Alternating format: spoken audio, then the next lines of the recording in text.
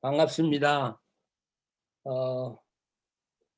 제가 기계를 잘 조작을 못 해가지고 어려웠는데 어쨌든 고맙습니다. 어,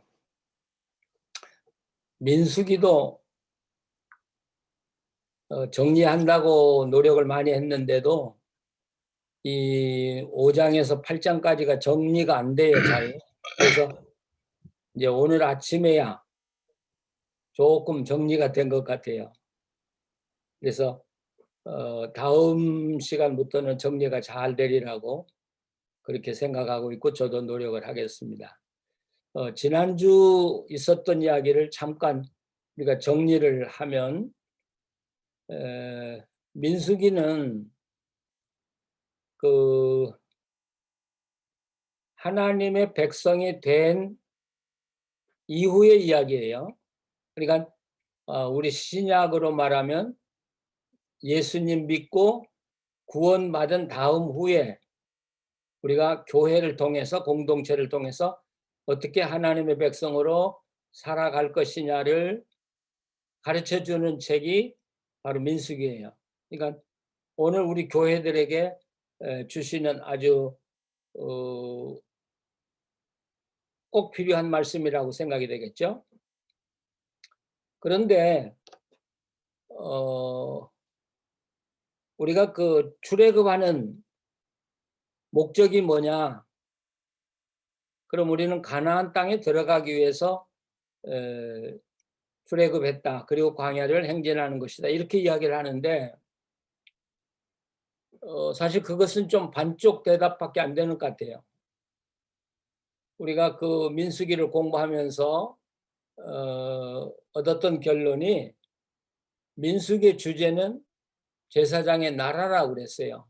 그리고 거룩한 백성이에요. 그러니까 가나안 땅에 들어가서 거룩한 백성들이 제사장의 나라를 이루어서 하나님의 일을 하려고 들어가는 거예요. 그렇기 때문에 이 광야에서 이스라엘 백성들은 거룩한 백성이 되어야 돼요. 예를 들면 거룩한 백성이 안 됐는데도 가나안 땅에 들어갈 수 있느냐? 어떻게 생각하세요? 못 들어갔잖아요. 다 광야에서 다 죽고 말았잖아요. 그렇기 때문에 민수기는 바로 이 광야를 건너면서 마지막까지 하나님의 백성이 이루어지는 그런 과정을 아주 섬세하게 보여주는 책이라고 볼 수가 있겠죠. 자, 이런 제사장 나라와 거룩한 백성 이 주제를 가지고 오늘 5장 1절에서 8장 마지막까지를 읽어야 된다는 사실이에요. 그러니까 이 5장은 그냥 독립된 어떤 성결 규정이 아니라 이 거룩한 백성이 되기 위한 과정에서 필요한 것을 우리에게 준 하나님의 법이거든요. 그래서 이제 5장을 보면 이스라엘 백성들에게 영적, 지난번에도 그 성결의 단계를 이야기했었는데 이번에도 영적으로 그 뭐랄까요, 이스라엘 백성을 네 종류로 나눠요. 여기 성경에서 네 종류. 첫째는 백성, 이스라엘 백성이죠. 두째는 나시린이고요. 셋째는 레위인이고요. 그 다음에 넷째는 제사장이에요. 이게 이스라엘의 영적 등급이에요. 그래서 오늘 여기 5장 1절에서 8장 31절까지는 이 네 종류의 사람들에 대한 성결의 문제를 다루고 있다고 생각이 돼요. 그런 관점에서 이 본문을 읽어나가면 좋겠습니다. 그래서 우리가 이제 5장 1절에서 4절로 우선 들어가 보면 뭐 우리가 잘 아는 대로 제일 먼저 언급된 게 나병 환자죠. 어때요? 지금 더운 사막을 지나가는데 거기 나병이 생겼다 그러면 어떻게 되겠어요? 이 나병은 급속도로 확산되어 나가겠죠. 그렇기 때문에 이 공동체를 건강하게 하기 위해서 나병을 옮겨야 된다 하는 건 누구나 다 이해가 돼요. 근데 문제는 두 번째 나오는 유출증이에요. 근데 그 세번역 성경에는 악성 피부병 환자와 고름 흘리는 사람 이렇게 이야기했어요. 그러니까 유출 환자를 고름 흘리는 자라 이렇게도 번역을 했거든요. 그러면 유출증은 뭐냐? 여자들이 그 정기적으로 하는 그 월경을 이야기하는 거냐? 그런데 이 유출이라는 단어가 고름을 의미해요. 고름. 그래서 어떤 학자들은 성병을 이야기한다고 그래요. 그러니까 성병의 남자들의 성병의 한 종류 일종이 바로 유출병이에요. 그러니까 이런 사람들은 이 거룩한 이 공동체에서 옮겨내라고 지금 말씀하고 계시죠. 그 다음에 이제 5장 5절에서부터 10절 말씀까지가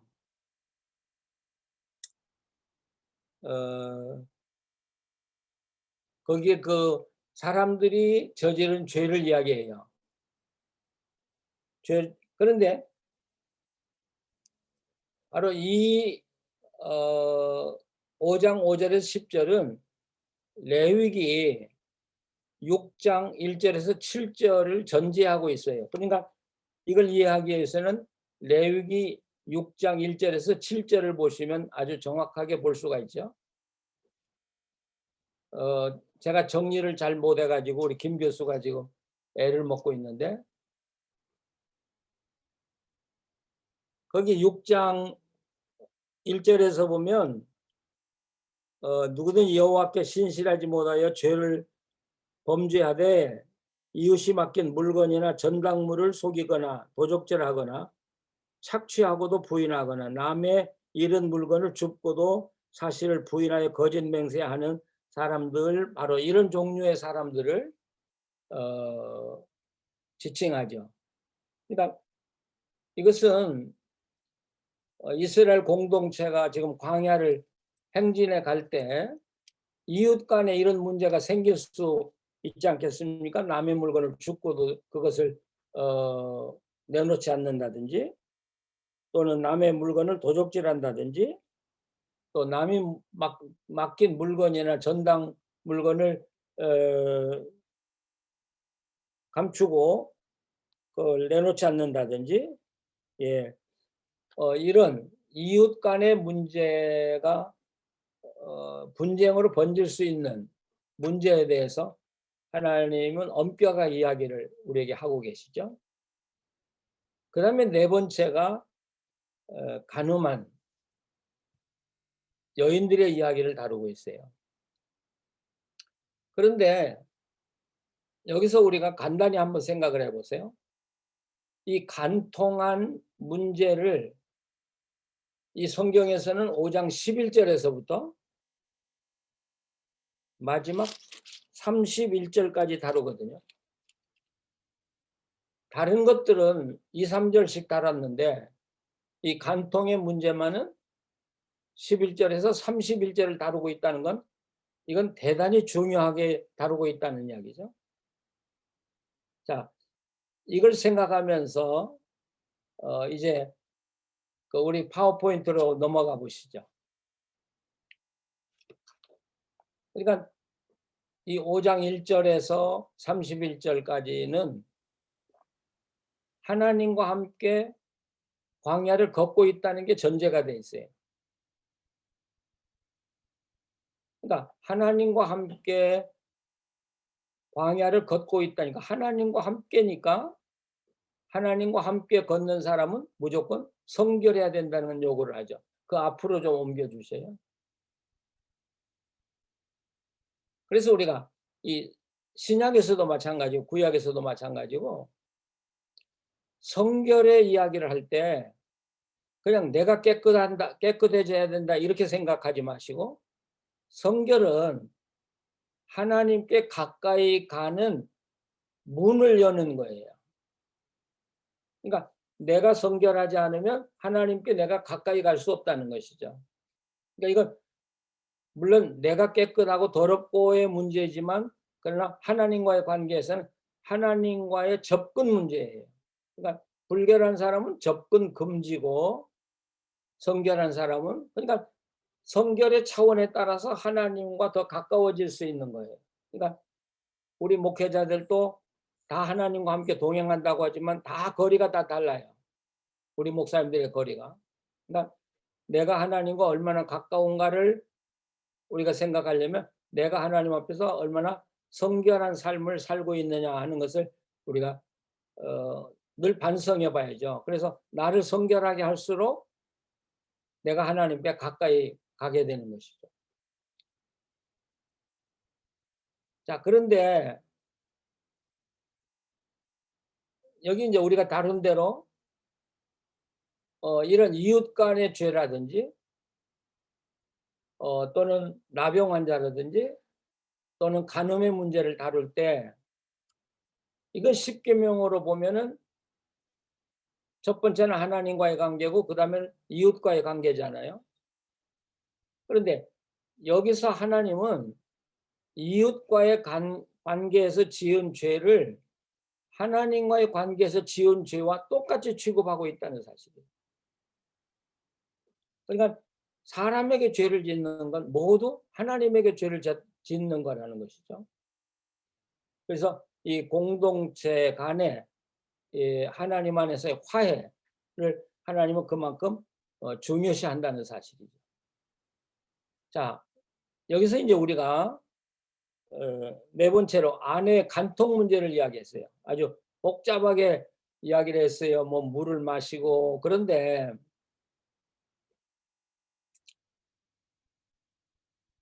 거기 김 교수 거기 더글라스 교수의 이야기 내가 써놨는데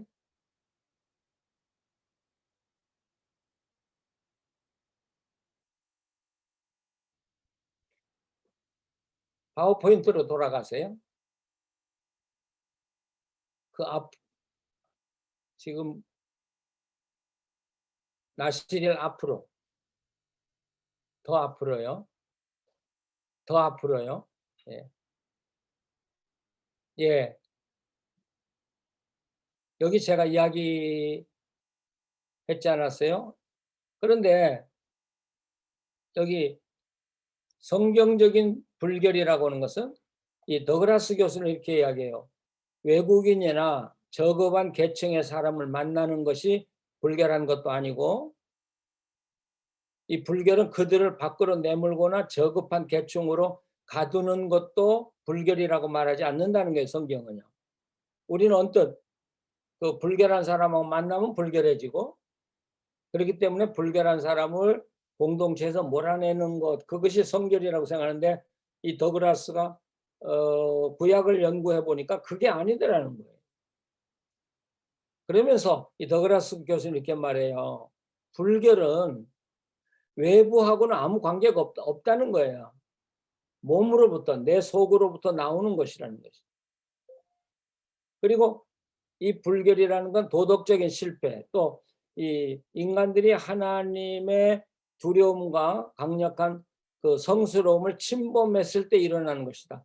그러니까 예수님의 말씀이 바로 구약의 개념을 정확하게 지적했다는 것이죠.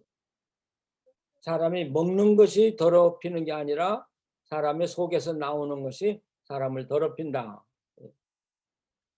그래서 이 성결이라고 하는 것은 외부를 깨끗하게 하는 게 아니라 결국 내 안에 내 영을 깨끗하게 함으로써 하나님께 더 가까이 가고 하나님과 만나고 깊은 교제를 나눌 수 있다고 하는 것이 더글라스가 주장하는 그 구약의 정신이라는 것이죠. 그런데 왜 그러면 이 성경은 이 간음에 대해서 그렇게 엄격하게 다루고 있는가? 여러분, 지금 이 이스라엘은 애굽에서 나온 지 얼마 안 됐어요. 그래서 애굽에서 살던 습관이 그대로 젖어 있어요. 또 공동체가 이동할 때 뭐가 제일 위험해요? 우리는 사막이고 어렵고 힘드니까 뭐 먹고 사는 것이 급하겠다 그런데 인간은 먹고 좀 안정만 되면 그 다음 욕구가 성적인 욕구잖아요. 그 파푸아뉴기니아의 선교사 한 분이 이제 만나서 이야기를 하면서 그런 이야기를 하더라고요.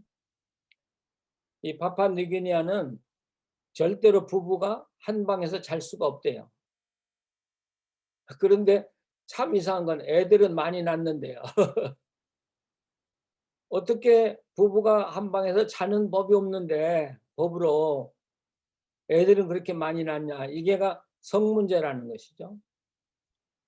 이스라엘 백성이 뭐 아이들까지 200만이라는데 그 200만이 움직일 때 그 속에서 벌어지는 게 성적인 문란이었다는 거예요. 그래서 하나님께서는 가장 중요시하는 게 지금 여기서 여러 가지로 이야기했지만 이 성적인 부정을 막으려고 하는, 그래서 깨끗한 공동체. 그러니까 우리가 세 가지로 볼 수 있어요.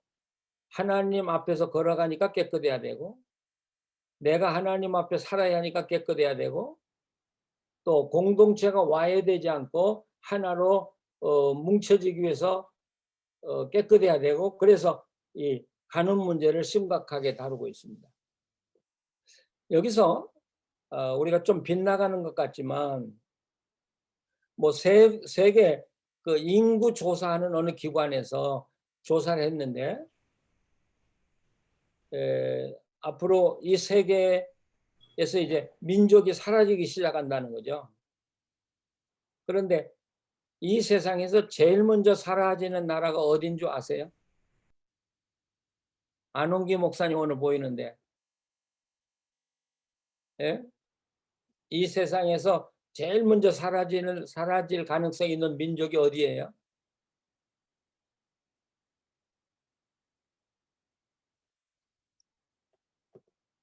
대한민국이래요. 왜냐하면 인구 때문에, 인구. 그래서 이 세계에서 인구 조사를 했어요. 우리나라에 대해서. 그런데 작년, 그러니까 2019년부터 우리나라의 인구는 마이너스로 흐르기 시작했는데, 근데 이건 인구가 조금씩 줄어드는 게 아니라 인구가 절감한다고 그러더라고요. 인구가요 그냥 뚝 떨어지는 거예요. 그래서 40년 후에는 우리나라의 인구가 현재의 3분의 1밖에 안 된다는 거예요. 2천만밖에 안 된다는 거예요. 여러분, 그러면 우리나라의 모든 산업이 다 죽고 기관이 다 죽어요. 그러면 빈곤 국가로 들어가요. 그리고 지나면 대한민국은 사라질 수밖에 없다. 근데 거기서 보고한 바에 하면 우리나라에서 제일 먼저 사라지는 도시가 부산이래요. 부산이고 두 번째가 경남이에요. 제가 왜 이야기를 하느냐면 지금 이게가 성적인 문제하고 관계가 돼 있기 때문에 이 문제를 제가 이야기하는 거예요. 지금 우리나라는 결혼을 안 해요. 결혼을 해도 애들을 낳지 않아요. 자, 이것이 어떤 파급 효과를 갖고 있다고 생각하세요? 그냥 아무렇지도 않아요? 그냥 인구만 줄어들고 마는 거예요? 제가 30대 젊은이에요. 교회 다니는 젊은이인데 그 젊은이에게 결혼 왜 하지 않느냐고 물으니까 뭐 여러 가지 이유를 대더라고요. 그래서 제가 아주 프라이빗한 질문을 던졌어요. 그러면 생리적인 현상은 어떻게 하냐? 그게 저는 참 궁금했어요. 결혼 않고 젊은이들이 잘 사니까. 그랬더니 이 청년이 저한테 하는 말이, 목사님, 밖에 나가면 파트너는 셌고 셌어요. 막 주서요. 그러니까 결혼하지 않는다는 이야기 속에는 굉장히 음란한, 영적으로, 이 성적으로 문란하다는 걸 전제하고 있는 거죠. 그러면 이것은 가정을 파괴할 뿐 아니라 앞으로 어떤 단계가 되면 사회가 파괴가 되고, 그다음에 나라가 파괴가 되는 무서운 죄가 바로 이 성적인 문제라는 것이죠. 저는 그래서 우리 목사님들이 이 문제에 좀 민감하게 관심을 가지고 교인들에게 가르쳐야 된다고 생각해요. 설교도 하고. 그러니까 결혼하도록 교인들에게 권고도 할 뿐 아니라 교인들이 결혼할 수 있도록 교회가 적극적으로 도와야 되겠다는 것이죠. 첫째.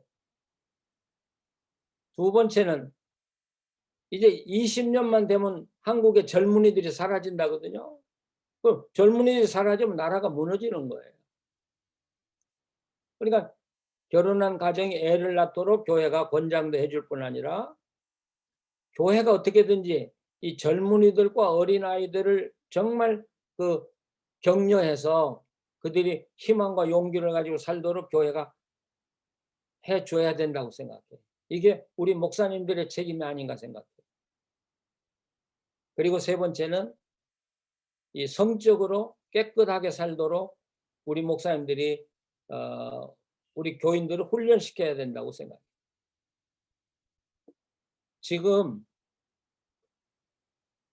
한국 교회 안에 우리가 눈에 보이지 않으니까 목사님들이 잘 모르는지 몰라도 가장 큰 문제는 성적인 타락이라는 거예요. 교회 안에. 근데 우리 목사님들은 거기에 대해서는 전혀 관심이 없거든요. 그런 문제를 취급해 본 적이 없거든요. 제가 서울에 있으면서 평신도들과 만나 이야기를 해보니까 상당히 심각해요. 그 문제에 대해서 우리 목사님들이 교인들을 훈련시켜야 할 필요가 있더라는 것이죠. 그 다음에 꼭 부탁하고 싶은 것은 우리 목사님들이 성적으로 깨끗해야 된다는 것이죠. 예, 이건 내가 무너질 뿐 아니라 나 하나 무너짐으로 교회가 무너져요. 하나님의 나라가 무너지는 일이에요.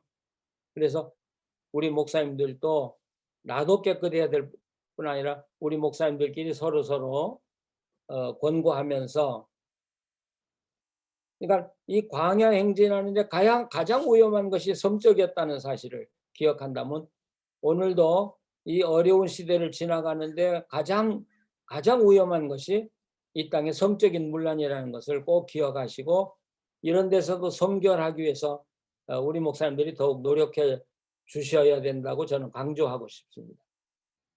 자, 그 다음에 이제 넘어가 보시면,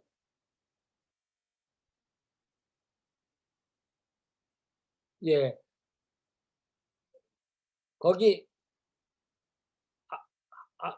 하나 전으로 다시 가보시죠. 그 다음은, 예, 여기요. 예, 여기.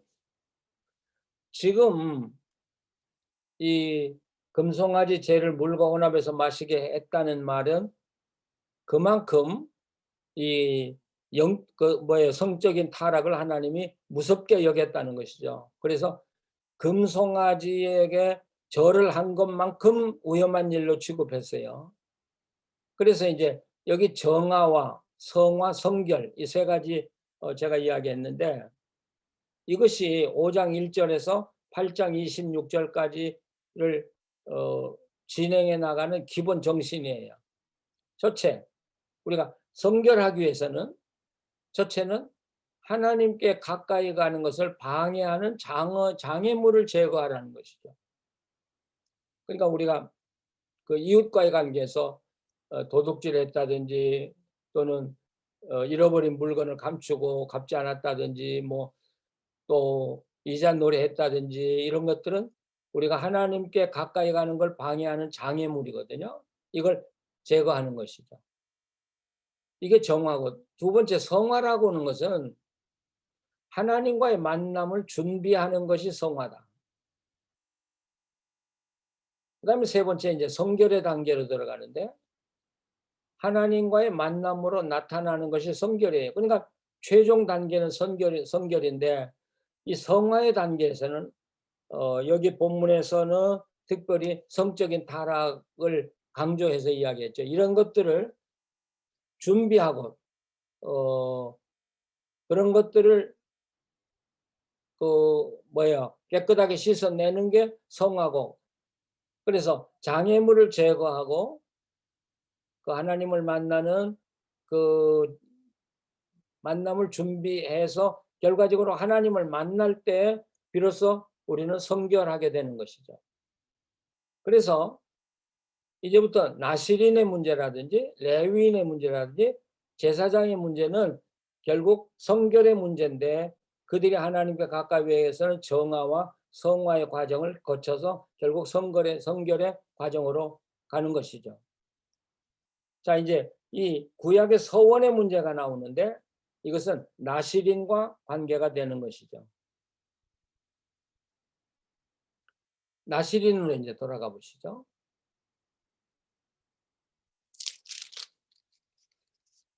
이 나시린도 여지껏 이 나시린을 제가 읽으면서 뭐 옛날 고립타분한 거 다 지난 것이 왜 성경에 써 있느냐 그런 이야기를 늘 했는데요.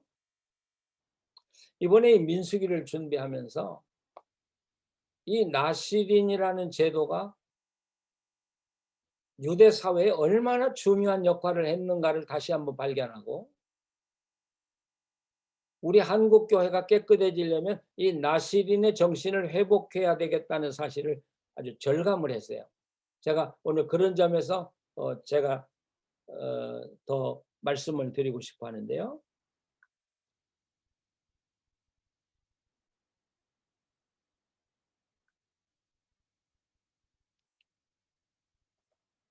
자, 나시린을 보면 이 나지르라고 되어 있죠. 나지르, 이 갈라놓다, 이 세속적으로 쓰지 못하도록 구별해 두다. 결국 하나님께 봉헌한다는 이야기죠. 그럼 여기서 몇 가지 단계가 있어요. 첫째로 야시린이 서원을 해요. 두 번째는 자기를 세상에서 구별해내요. 그 다음에 세 번째는 자기를 하나님께 드리는 거예요. 이 세 가지의 과정을 통해서 나시린이 이루어지는데, 이 나시린은 여자나 남자나 똑같죠. 여자도 할 수 있고 남자도 할 수 있는데, 첫째는 서원이에요.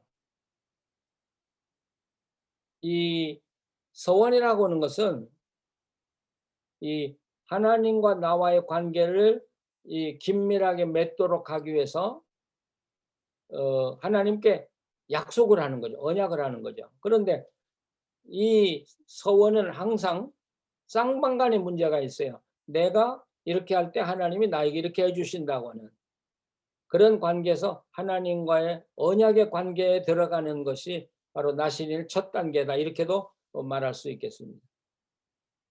우리가 예를 들면 사무엘의 어머니 한나가 하나님 앞에 서원기도 하잖아요. 내 아들을 주시면 뭐 머리에 삭도를 대지 않고 뭐 포도주금하고 뭐 하고 이렇게 서원기도를 하잖아요. 하나님이 그 서원기도를 받으시고 한나에게 아들을 주셔요. 이게 이 나시린의 가장 첫 단계인데, 근데 이 서원기도가 나중에는 이제 어떤 조건부로 하나님께 기도하던 것이 나중에는 조건 없이 그저 하나님 앞에 헌신하기 위해서 봉사하는 그런 단계로 이제 변했다고 합니다. 그 다음에 두 번째는 세속적으로 자기를 갈라내 놓는 거예요. 그러니까 거룩이라고는 단어는 거룩이라고 이야기 우리가 합니다마는 다른 사람들과 다르다는 뜻이에요. 다르다. 그러니까 나시린에게는 다른 사람에게 다른 사람이 볼 때 구별되는 조건이 있잖아요. 뭐 머리에 삭도 되지 않고 포도주 마시지 않고 뭐 자기 성결하게 하고 그러면서 자기 삶은 세상에서 그대로 또 살아가는 거예요.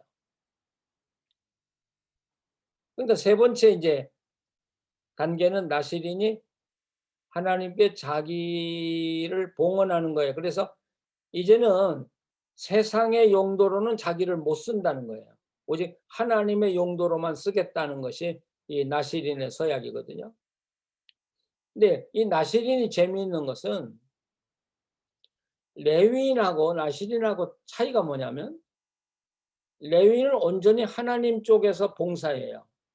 근데 나시린은 이 세상에서 평범한 사람으로 살아가면서 내용적으로는 하나님의 사람으로 사는 사람이에요. 그러니까 이 나시린은 백성과 레위 사람들을 연결시켜주는 고리라고 말할 수가 있겠습니다. 나시린을 이렇게 생각하면 누가 생각나요? 이제 나중에 레위인에서 또 나옵니다마는 바로 이 사람들이 하나님께 자기를 드린 그 로마서 12장에 몸으로 예배하는 자의 모범이에요. 그러니까 그 모든 생활은 직장도 다니고 뭐 농사도 짓고 공장에도 다니고 다 해요. 다 하는데 그러나 세상 사람들과는 구별된 삶으로 온전히 하나님께만 자기를 드리고 일하는 사람들이에요. 그러니까 그 로마서 12장을 그 루터가 강해하면서 몸으로 산제사 드린다는 이야기를 내가 제사 드리기 위해서 뭐 농부는 농사하러 가고 학생은 예배하기 위해서 학교 가고 자기가 하고 있는 모든 삶이 하나님께 바쳐진 예배라고 보는 거예요. 이것이 나시린 정신과 통한다고 볼 수가 있겠죠. 나시린의 대표적인 사람이 요셉으로 봐요. 뭐 거기서 나시린이 요셉이 나시린의 서원을 했다 그런 이야기는 없지만 그러나 형들과는 구별된 나시린이라고 이름을 칭하죠. 창세기 49장 26절에. 그런 면에서 보아서 요셉은 나시린으로 산 사람이다. 나시린의 하나의 샘플이에요. 제가 앞에서도 언급했지만 사무엘은 나시린이라고 할 수는 없지만 한나는 나시린으로 서원을 해서 얻은 아들이에요. 그러니까 사무엘은 나시린이에요. 그런가 하면 예수님을 나사렛 사람이라고 부르는데 어떤 학자들은 이런 주장도 해요. 나사렛은 나시린들이 사는 마을이었을 것이다. 이렇게도 말을 해요. 네, 확실하지는 않지만 근데 예수님을 나사렛 사람이라고 했을 때 나사렛 나즈리르라고는 이름으로 읽을 수 있다. 그래서 예수님은 바로 나시린. 그러니까 이 땅에 오셔서 우리와 똑같은 삶을 사셨지만 그러나 세상 사람은 아니에요. 하나님께 온전히 드려진 사람들과는 완전히 구분된 그런 삶을 살아가시는 분이 바로 예수 그리스도라는 것이죠. 우리가 지금 성결의 문제를 다루고 있어요. 이 성결의 문제가 백성으로부터 나시린, 레위인, 제사장으로 가는데 이 성결의 문제의 기본 원칙이 여기 세 가지가 여기 나와요. 두 가지가요. 이 예수 그리스도의 거룩은 온 세상으로 확대되어 나가야 한다. 그러니까 우리 목회자들이 거룩한 생활을 하면 나도 모르게 그 거룩이 세상으로 전염되어 나가게 돼 있는 거라는 것이죠. 그러니까 나시린을 선택한 이유도 그 한 사람을 통해서 그리스도의 거룩이 세상의 삶에서 확대 나가도록 하려고 하는 게 이 나시린의 목적이고, 이것이 거룩이 사람들에게 퍼져 나가야 되는 이유라고 하는 것이죠. 자, 그래서 제가 아까도 이야기했지만 이스라엘의 거룩한 하나님에게 맺은 일체의 서원, 또 위탁은 뭐 나실이나 제사장을 막론하고 극도의 진지성과 훈련이 요구된다는 것이죠. 여러분 그렇지 않겠습니까? 그냥 나시린으로 살 수는 없거든요. 그런데 이런 사람들이 있음으로 해서 이스라엘 전체의 거룩성에 대한 지대한 영향을 미치더라는 것이죠. 우리 신교, 우리 프로테스탄이 잊어버린 게 바로 뭐냐면 이 나사렛 정신이라고요. 천주교가 가지고 있는 뭐라 그래요? 수녀, 그리고 남자 수사들 있잖아요. 저는 이 사람들이 나시린의 대표적인 인물이라고 그렇게 보고 싶어요. 사실 천주교가 유지되는 건 말없이 봉사하는 수녀들하고 수사들 때문에 천주교가 존재할 수 있어요. 지금. 심지어 여러분이 아시겠지만 원불교 있죠. 원불교가 그렇게 성장할 수 있었던 이야기도 바로 그들이 정렬하고는 제도를 두었어요. 이런 제도를 줌으로 해서 사실 그 아무것도 아닌 종교인데도 굉장히 거룩성을 지니게 되었다고요. 그러면서 사람들이 좋은 인상을 주기 시작한 것이죠. 이게 나시린 정신인데, 제가 옛날 군대 생활을 할 때 이 뭐라고 들어요? 여자분이 약사인데 우리로 말하면 나시린이에요. 결혼도 하지 않고 10년 동안 하나님을 위해서 살겠다고 서원한 분을 제가 만났어요. 제가 이제 그 약국을 이렇게 다녔는데, 근데 지금도 40년이 지났는데도 그 약사의 이미지가 저한테 굉장히 강하게 이렇게 남아 있어요. 인상이. 뭐 똑같이 뭐 우리에게 뭐 전도하거나 뭐 신앙 이야기 하는 건 아닌데 그냥 약 제조해서 주고 이야기하는데 그분에게서 풍기는 냄새가 거룩이에요. 굉장한 힘이 있다고 느꼈어요. 근데 지금 우리 신교는 이 나시린의 거룩성을 잃어버렸어요. 그래서 저는 뭐 코로나 바이러스로 어려움 당하기도 하고 또는 온 세계가 정치적으로 요란하기도 하고 어떤 시대가 올지도 모르는데 이런 어려운 파국을 뚫고 나가려면 교회가 성결해져야 되는데 교회에서 나시린 운동을 하면 어떻겠는가. 물론 여기서 뭐 머리 안 기르고 뭐 그런 것보다는 정말 우리가 지켜야 할 조항. 근데 이 나시린을 우리가 교인들에게 실천하도록 하면서 뭐 5년 하겠냐 아니면 2년만 해보겠냐 해보고 다시 하겠다 그러면 연장하는 거예요. 또 4년 연장해보고 또 하겠다면 연장하고 그렇게 연장하면서 거룩한 생활을 하도록 교회가 도와줄 필요가 있다는 것이죠. 그래서 이 나시린 제도는 제가 이 민수기를 공부하면서 이게 뭐와 같냐면 마치 신선한 샘물을 공급해내는 샘물 같다고 느껴요. 이 거룩한 샘물이 한 사람에게서 이렇게 퐁퐁하고 나오는데 그것이 나중에 보면 온 물을 깨끗하게 만들어 주더라는 것이죠. 그러니까 교회에서 이런 나실인 정신으로 살겠다고 서원한 사람들이 한두 명도 괜찮다는 것이죠. 만약 10명만 있다면 그 교회는 달라질 수 있다는 것이죠.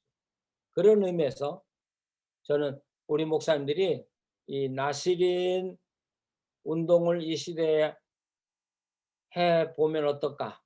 바로 이것이 오늘 교회가 직면한 이 문제를 타개하고 교회가 세상으로 뻗어나갈 수 있는 가장 좋은 길이라 저는 이렇게 말하고 싶습니다. 자, 이 나실인의 문제를 제가 지금 하고 있는데요. 엉뚱하게 다른 이야기 해볼게요.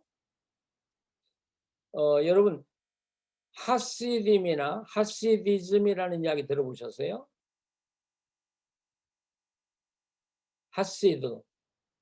하시디즘 그런 이야기 들어보셨어요?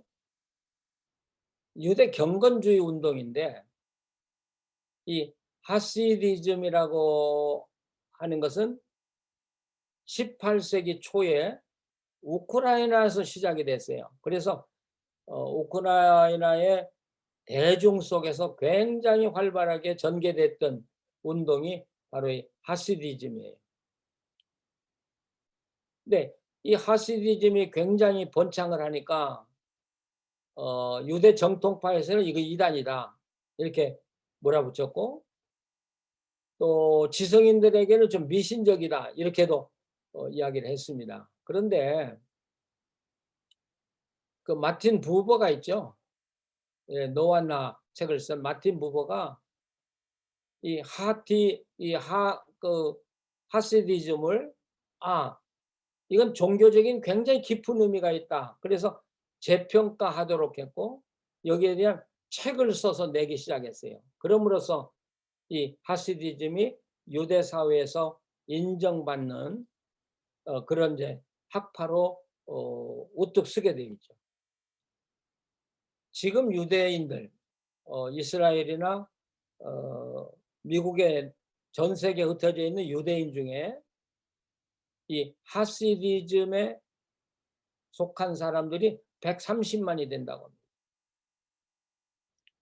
그러니까 어떻게 보면 내적으로 유대인들의 경건운동을 지배해가고 있는 사람들이 바로 이 하시딤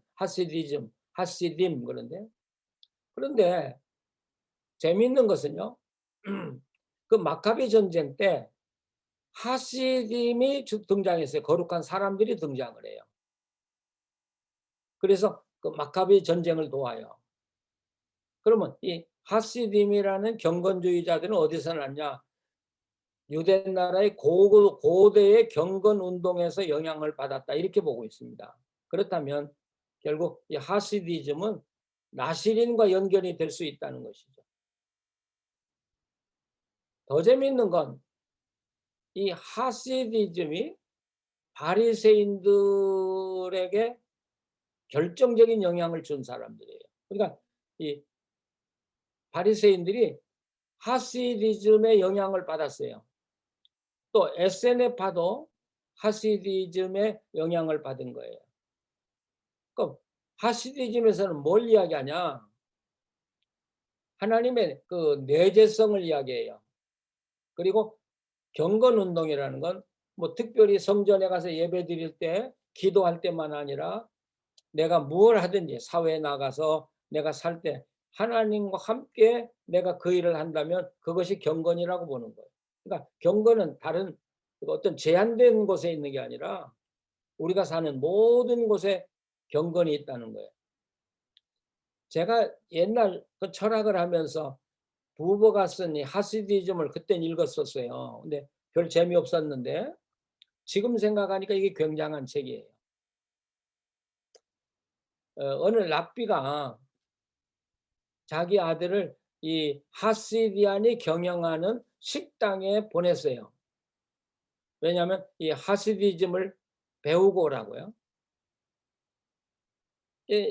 한 일주일 다니고 왔어요. 뭐 배웠냐 그러니까 배운 게 하나도 없어요.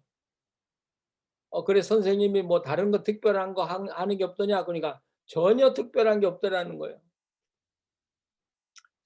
그래서 그 아버지가 아들에게 이렇게 부탁을 했어요. 그러면 가서 물어라. 너 선생님한테 내가 출근하기 전에 1시간 전에 꼭 출근을 하는데 1시간 전에 와서 뭘 하느냐고 물어봐라.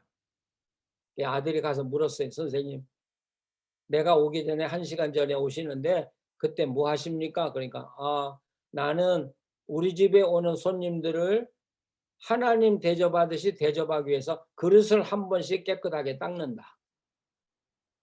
아버지한테 와서 뭐라고 하든 그러니까 그릇 한 번 닦는데요. 그러니까 아버지가 또 또 부탁했어요. 그러면 선생님한테 내가 퇴근한 후에 또 1시간 후에 머물다가 퇴근하는데 그때 뭐 하냐고 또 물어봐라. 그러니까 물었어요. 나 퇴근한 후에 뭐 하세요? 그러니까 우리 집에 오는 손님들을 천사 대접하듯이 하나님 대접하듯이 하기 위해서 그릇을 한 번 더 닦는다. 이게 하시디즘이에요. 어떻게 생각하세요? 아무것도 아니잖아요. 근데 그분들은 그릇 하나 깨끗하게 닦아서 대접하는 게 하나님 대접하는 것이고 하나님 대접하듯이 그게 손님들을 대접한다는 거예요.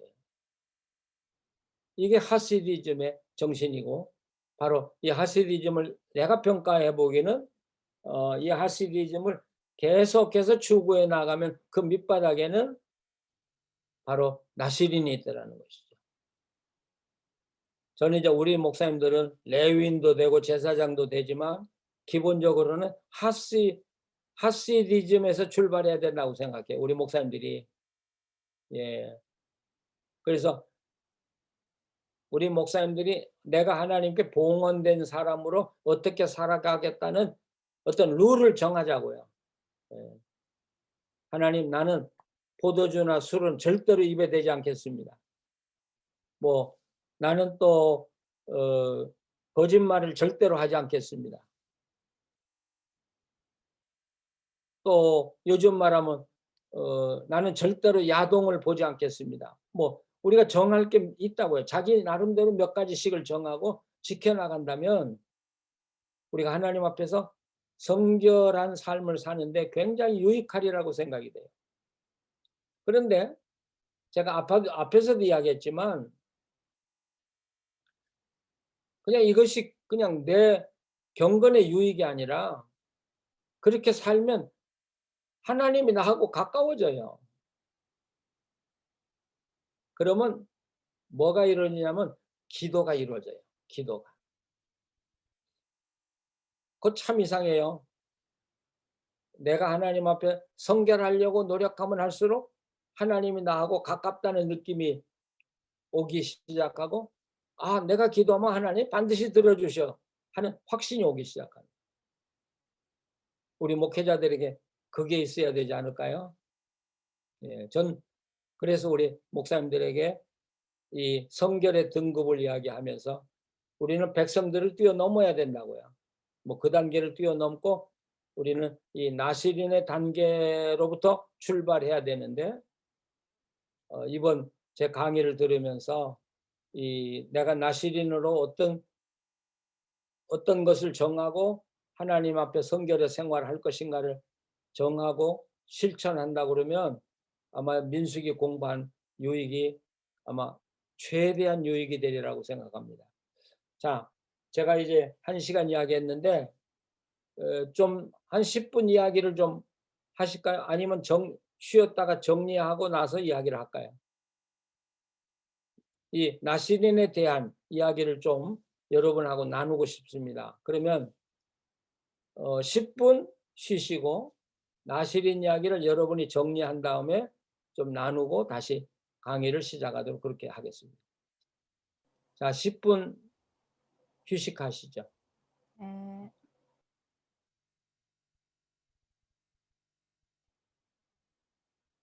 이 온라인 강의가 참 힘들어요.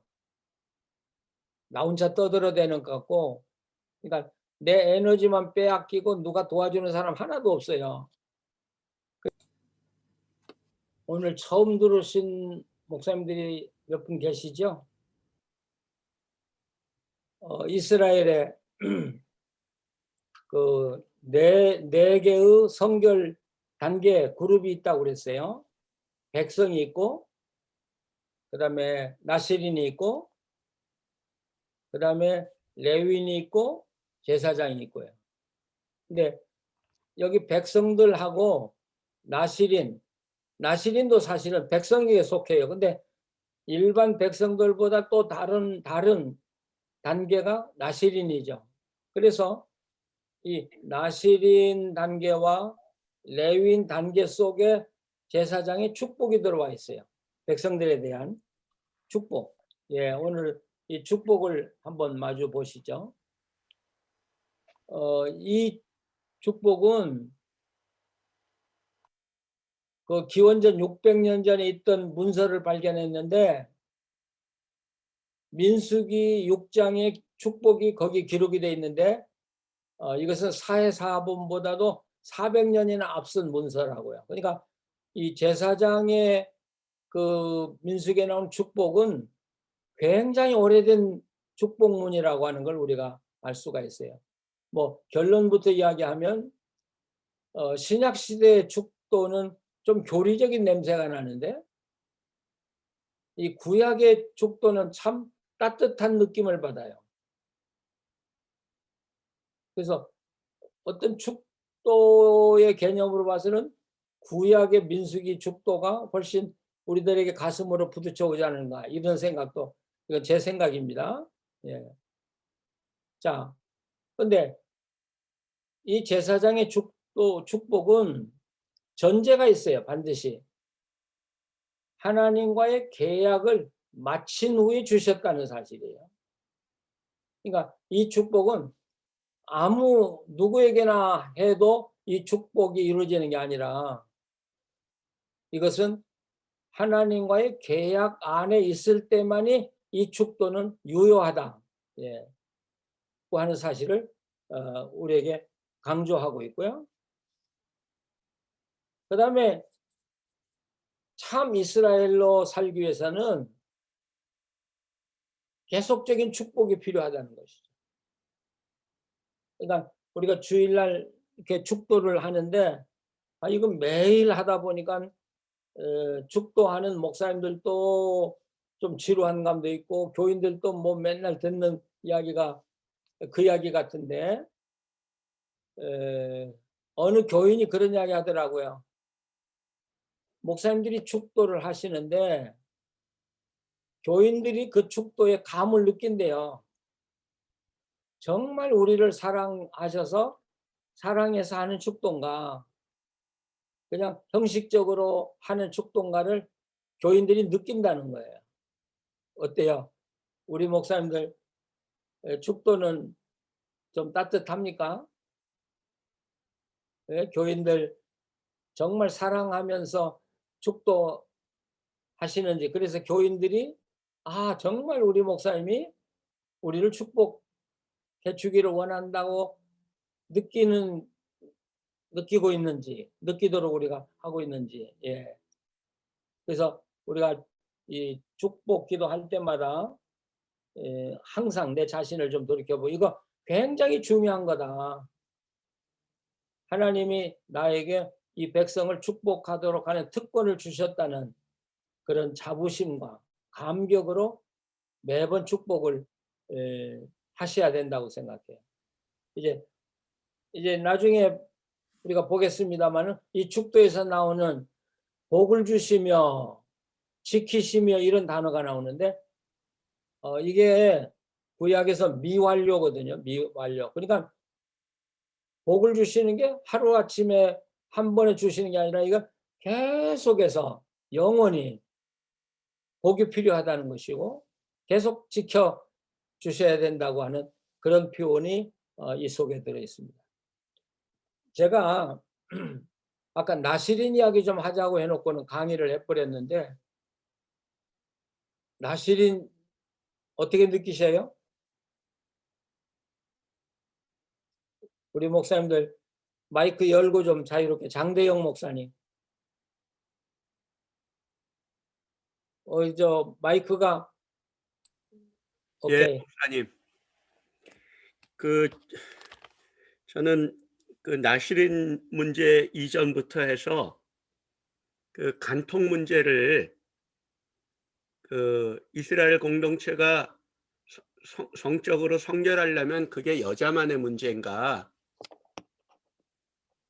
근데 5 장은 여자만의 문제로 지금 몰고 가고 있거든요. 아, 성적인 문제. 예. 예. 그 왜 성적인 문제는 여자 혼자만의 문제가 아니고 남자도 있는데 왜 남자 문제는 건드리지 않나. 그렇지. 참 너무 차별이다 이거는. 이런 면에서 어 그 성경에서 얘기하고 있지 않은 거를 우리 가 목사님들이나 음. 설교자들이 다뤄 줘야지 설득력이 있지.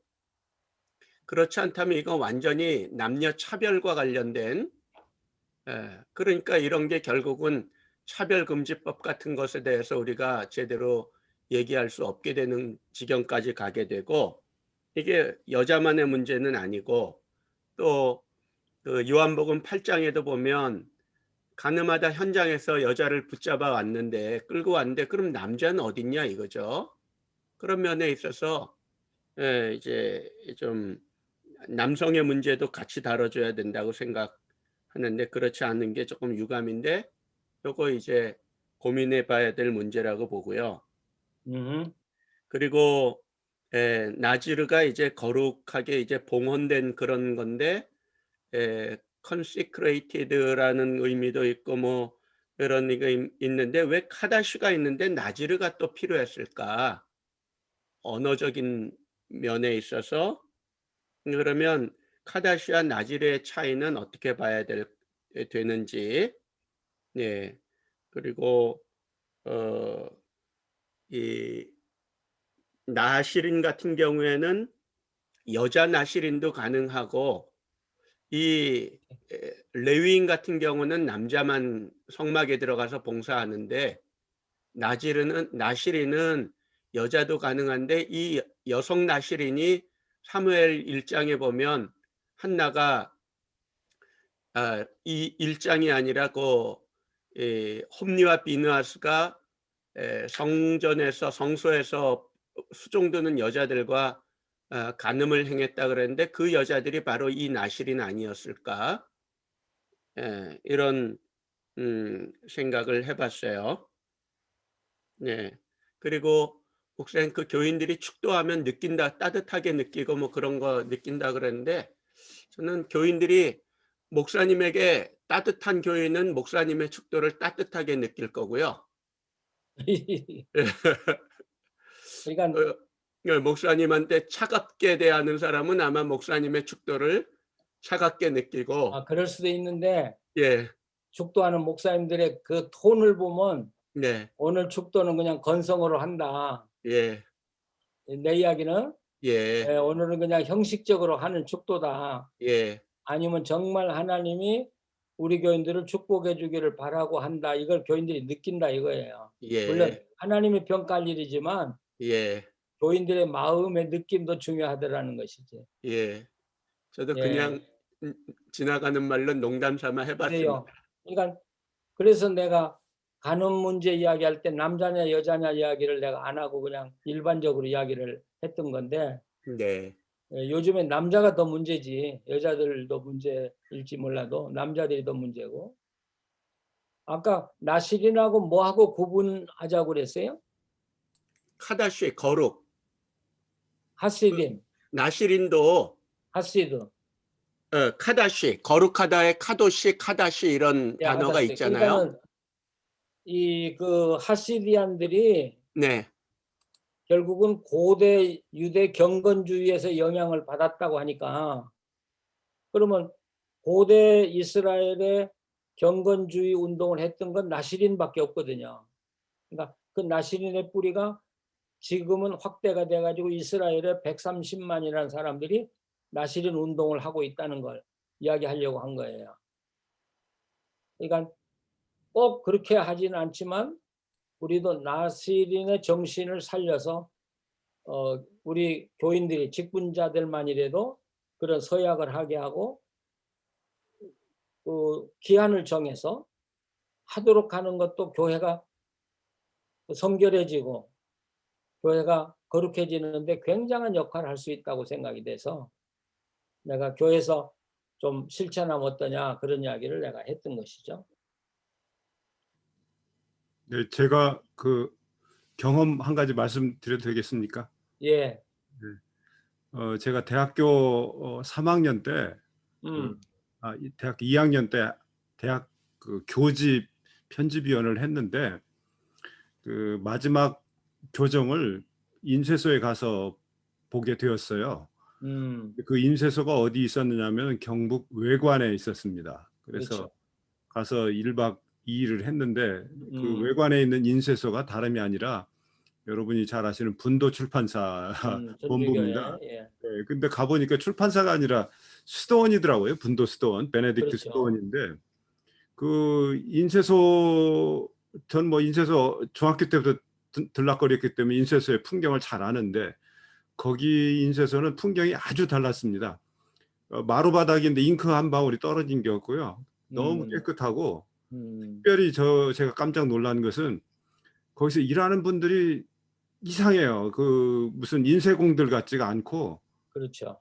표정들이 다 좋고 그래서 제가 궁금해서 물어봤더니 그분들이 다 수사들이라는 거예요. 그렇죠. 예, 분도수도원 소속 수사들이고 그 분도수도원에서는 자급자족을 하기 때문에 농사도 짓고 또 거기 그 교육 방송 시설 같은 것도 있고 해서 너무 큰 그 인상을 받았는데 그때 사실 제가 이제 그 대학부 때 우리 이 목사님께 배운 제자 아닙니까? 그래 그 말씀 여러 번 나누기도 했는데 목사님께서 개신교에도 그런 수도원이 있다 그런 말씀을 하셨던 기억이 있어요. 그런데 이 나시린 제도를 뭐 단기간이라도 한번 교회에 적용해 보는 것은 좀 우리가 그 교회를 갱신하는데 중요한 계기가 되지 않을까 이런 개인적인 생각이 좀 드네요. 예. 좋은 이야기 해줘서 고마운데요. 우리가 어렸을 때 사실은 나시린 제도라는 건 몰랐을 때 세례를 받으면서 서약을 한 적이 있거든요. 교회가 강요하지 않았는데 내가 이제 세례 받았으니까 이건 안 하겠다. 그게 지금 생각하면 나시린 서약과 같다고 생각이 돼요. 근데 지금에는 점점 교회들이 그런 게 없어져 버렸어요. 그러다 보니까 교회가 경건이라든지 성결을 잃어버렸지 않냐. 내 경우는 세례받을 때 내가 하나님께 서원한 건 하나님 앞으로는 내가 절대로 거짓말하지 않겠습니다. 하고 내가 서원했거든요. 그리고 지금까지도 그 서원은 내가 지켜가려고 노력을 하고 있어요. 근데 그 서원을 함으로써 내가 하나님 앞에서 얻은 유익이 너무 큰 것 같아요. 그래서 우리 목사님들도 나시린을 한번 생각하시고 교인들에게도 나시린 운동을 뭐 편하게 하진 않지만 자기 삶에서 정말 하나님께 봉헌된 자로서 헌신하겠다고 하는 그런 자세 가지고 일하게 한다면 한국교회의 흐름에 경건의 흐름에 상당한 영향을 미칠 수 있지 않느냐 하고 생각을 이 민수기를 하면서 더 느꼈어요. 자, 그러면 우리 이 축복으로 다시 들어가죠. 이 제사장의 축복은 이 평행으로 이루어졌고 간결하고 은유로 사용했다는 게 특징이죠. 그래서 첫 번째는 세 단어로 되어 있어요. 여호와가 너를 복을 주신다 이렇게 세 개로 되어 있죠. 두 번째는 5개의 단어가 되어 있고 세 번째는 7개의 단어. 그래서 3, 5, 7의 형태로 이렇게 바뀌면서 하나님의 축복이 외형적으로 이렇게 움직이는 그런 느낌을 받게 해 주었어요. 그리고 여기 첫 번째 절, 두 번째 절 그랬는데 이 축복이 두 센텐스로 돼 있잖아요. 여호와께서 너에게 복을 주시며 너를 지키시기를 원한다. 이렇게 두 센텐스가 돼 있는데 첫 번째 절은 복 주시고 얼굴을 비치시고 얼굴을 향하여 드사 이렇게 돼 있고, 그다음에 두 번째 절은 복 주시고 너를 지키시기를 원하고 얼굴을 비추사 은혜 베푸시기를 원한다 이렇게 돼 있죠. 근데 아까도 말했지만 여기 복 주시고 얼굴을 비춘다는 이야기가 미완료예요. 그러니까 지금도 주시지만 앞으로도 계속 정말 이 하나님의 사람들이 하나님의 사람으로 살아가기에는 이 하나님의 은혜가 없이는 살아갈 수 없으니까 계속 주십시오. 예, 그런 의도가 있죠. 그런데 이 두 번째 항과 세 번째 항은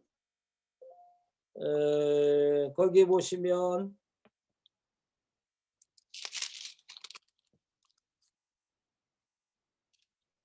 그 두 번째 얼굴을 내게 비추사 은혜 베푸시기를 원하며 여호와는 얼굴을 내게로 향하여 드사 평강 주시기를 원하노라 그렇게 되어 있거든요. 예, 여기 얼굴이라는 건 하나님은 얼굴이 없으시죠. 근데 어떻게 얼굴을 향하여 드셔요?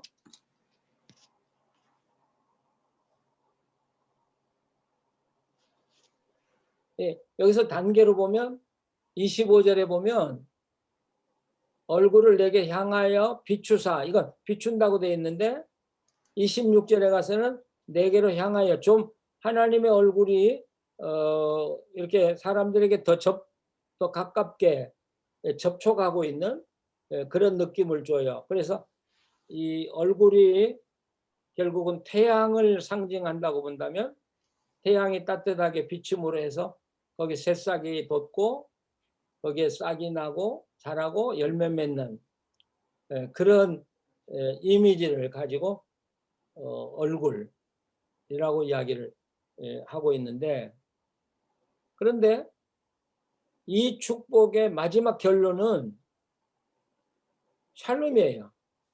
그래서 맨 마지막에 당신들에게 평강 주시기를 원한다. 그래서 이 샬롬이 이 축복의 마지막이 되는 것이죠. 샬롬이 뭐예요? 누가 좀 설명을 좀 보완을 좀 해주세요. 샬롬. 완벽한 상태.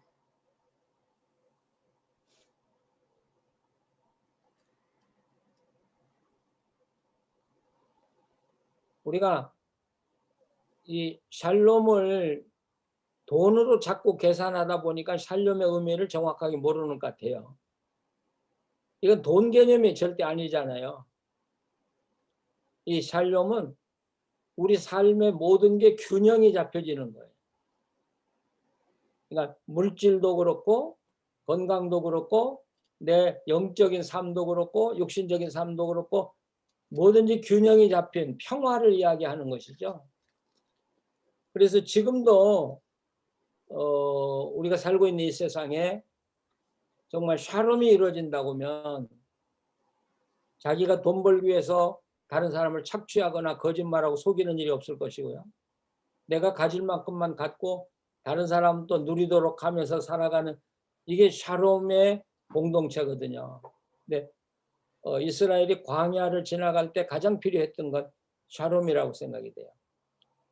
그 다음에 이 축복에서 강조되는 것은 이 태양의 이미지를 가지고 이스라엘만 아니라 이것이 이방인에까지 계속 확대되는 것을 암시하고 있는, 그래서 하나님의 마음은 이스라엘을 축복하지만 이스라엘 통해서 온 세상에 확대된다고는 그런 의미가 이 속에 담겨져 있죠.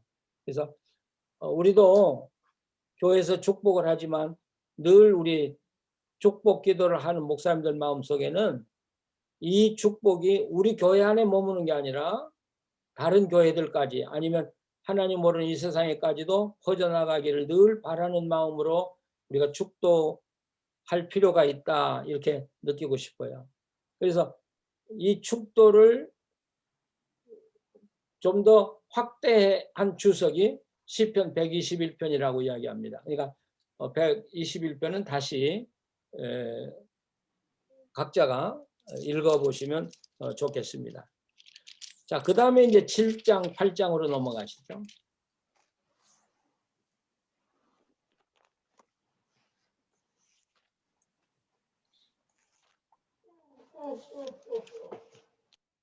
누가 뭐라고 하셨어요?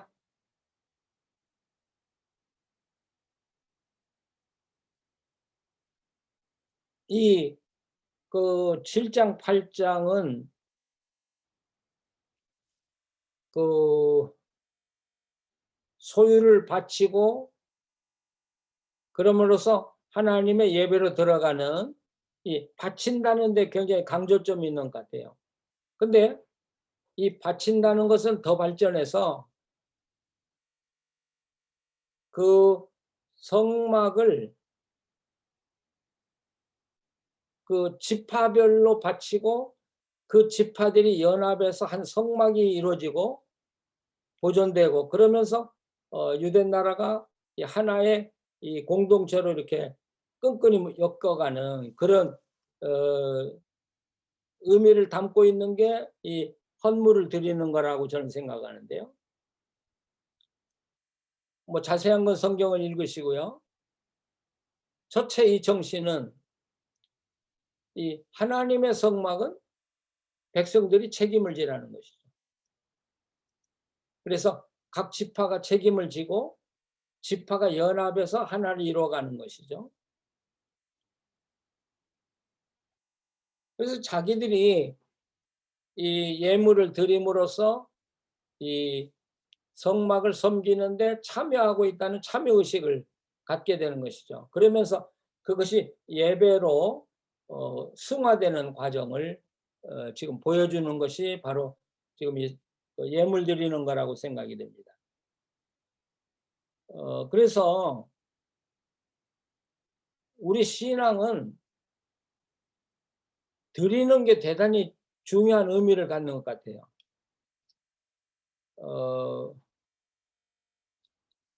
이게 좀 다른 이야기입니다만은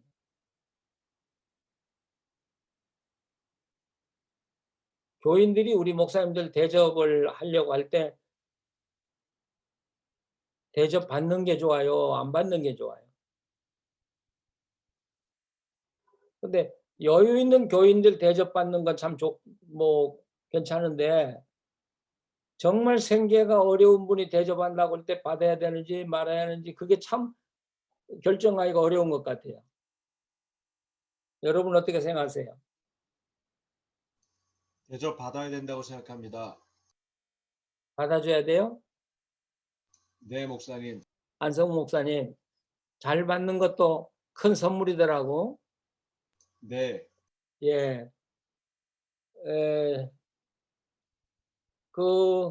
하여튼 교인들이 목사를 대접하면서 사랑을 느끼고 목사는 받으면서 또 사랑을 느끼면서 이게 끈끈이 목사와 교인들이 이렇게 하나로 이렇게 연결되어 가듯이 우리도 하나님께 바치는 게 굉장한 의미가 있다고 생각이 돼요. 그래서 하나님께 바치고 그리고 하나님과 함께 우리가 이렇게 친밀해지고 그리고 하나님께 예배로 나가는 백성이 되는 그런 의미를 우리가 여기서 느끼는데, 자, 여기서 저는 한 가지 요즘 한국교회에서 심심치 않게 언급되어지는 11조 문제를 이야기를 한번 해봤으면 좋겠어요. 11조는 드려야 된다, 드리지 말아야 된다, 뭐 그러지 않아요? 어떻게 생각하세요, 목사님들은?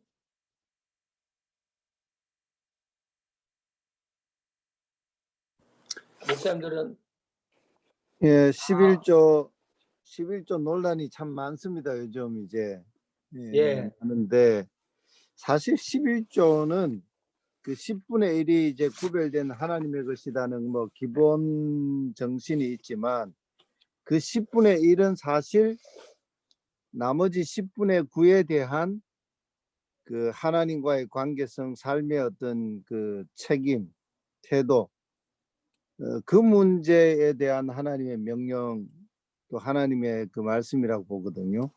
그래서 예. 10분의 1을 내가 딱 계산해서 바리새인 같이 뭐 그 하나하나씩 세 가지고 바쳐야 11조 드린 것이냐, 그게 끝난 것이냐, 그런 의미가 아니다는 거죠. 나머지 그렇죠. 10분의 9를 하나님의 것으로 어떻게 사용하느냐에 대한 그 기준 잣대가 11조라고 하는 의미다. 예. 예, 그렇게 보고 싶습니다. 그러니까 아브라함이 드린 그 전쟁에서 돌아오면서 바친 그 11조가 최초의 11조라면 그것은 뭐 법적인 것도 아니고 제도적인 것도 아니잖아요. 그냥 하나님께 감사해서 그냥 드린 게 11조거든요. 그래서 저는 우리 기독교에서 가장 잘된 것 중에 하나가 11조라고 생각해요. 왜냐하면 우리가 하나님의 은혜로 살았다면 10분의 1은 나누어서 다른 사람, 하나님에게나 다른 사람에게 나누어서 함께 사는 이 분배 문제가 바로 이 11조의 문제가 아닌가 그렇게 생각해요. 그래서 저는 목회할 때 11조를 가장 자랑스럽게 생각하지 마라. 10의 2조를 바치고도 다른 사람보다 여유가 있다면 10의 3조도 바치고 10의 3조 바치고도 다른 사람보다 여유가 있다면 10의 4조도 바쳐라. 이게 하나님의 정신이다. 그래서 결국 우리가 하나님께 바치면서 처음에 그 하나님께 바치는 거나 이웃에게 주는 거나 동등하게 봤다면 11조를 바침으로 하나님께 내가 받은 것을 이렇게 분배해서 결국 우리 공동체가 균등하게 서로가 모자람이 없이 살아가도록 만들어주는 게 11조의 정신이 아닌가 그런 생각을 해보거든요. 그래서 11조를 우리가 주저하지 말고 이건 하나님의 사람들이 하나님에게 봉사도 되지만 세상에 어려운 사람들에게 내가 받은 걸 분배한다는 하나님의 사랑의 분배나 정신으로 우리가 설명한다면 11조는 활성화돼야 된다고 생각이 되고요. 대신 우리 목사님들이 이 11조를 바르게 쓰는데 더 강조해야 된다. 저는 그렇게 생각해요. 그래서 11조 문제는 좀 활성화됐으면 좋겠다. 그래서 정말 우리 교회 안에 가난한 자들이 없도록 돕는 그런 운동으로 변하면 좋겠다는 생각이 들어요. 자, 이제 8장 5절로 가면 그 레위인과 이방인의 구별이 어떻고 레위인과 또 제사장의 차이가 뭔가 이런 것들을 구분을 해놨거든요. 그래서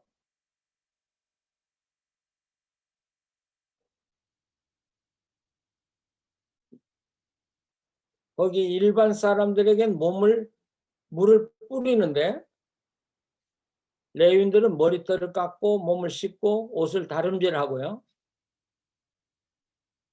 그런데 제사장들에게 이 레위인들은 그 몸을 씻고 자기 옷을 입는데 제사장들은 모욕을 한 후에 새로운 옷을 받아요. 그래서 새 옷을 입고 하나님 앞에 서서 봉사하는. 그래서 이 전신을 삭도로 밀게 한다는 건 부정이 그 털 사이에 끼어 있다는 옛날 민중 신앙과 관계 있는지도 모른다. 어떤 학자들은 그렇게도 주장하는. 어쨌든 하나님 앞에서 완전히 정결하게 하기 위해서 이런 그 털을 민다고 생각이 되는데 저는 여기서 강조하고 싶은 것은 이런 정결 예식을 통해서 백성과 나시린의 차이가 분명해지고 나시린과 레위인의 사이의 차이가 분명해지고 레위인과 제사장의 차이가 분명해졌다는 것이죠.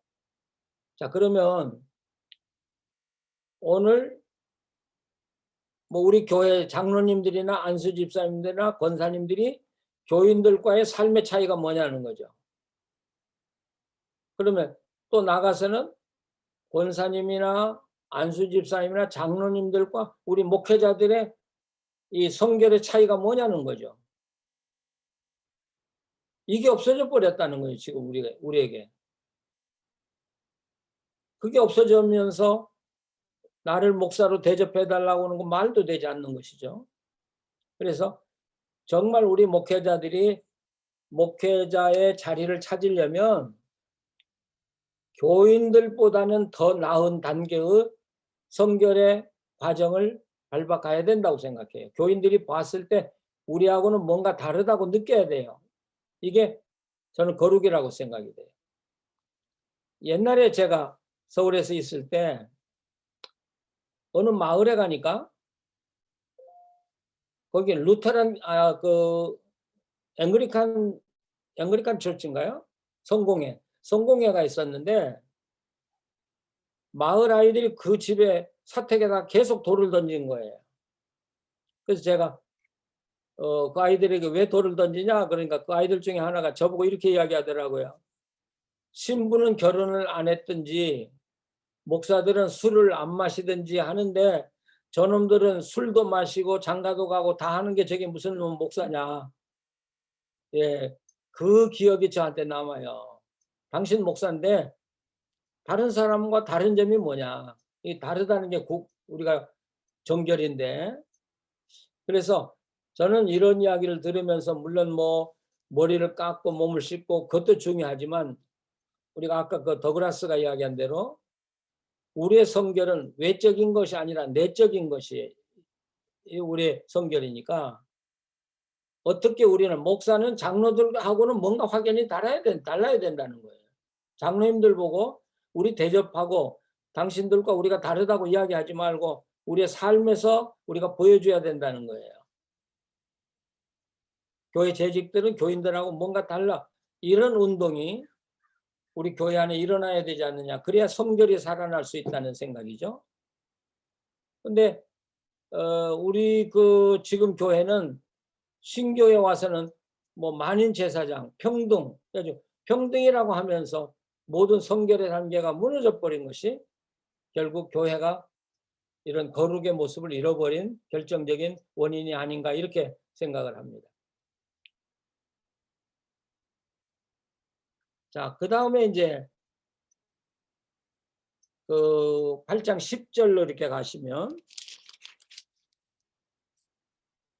그 레위인을 그 뭐예요? 위임한다고 할까요? 예. 레위인을 위임하는 단계가 이제 거기 나오는데요. 첫 번째 단계는 레위 지파를 가운데 두고 이스라엘이 뺑 둘러싸서 레위 자손들에게 손을 얹는다는 것이죠. 그래서 위임한다는 거죠. 그러니까 우리들의 모든 걸 당신들에게 위임하니까 당신들은 우리의 대표로서 우리를 대신해서 하나님 앞에서 그 봉사해 주시고 하나님의 사역을 감당해 달라고는 그런 위임의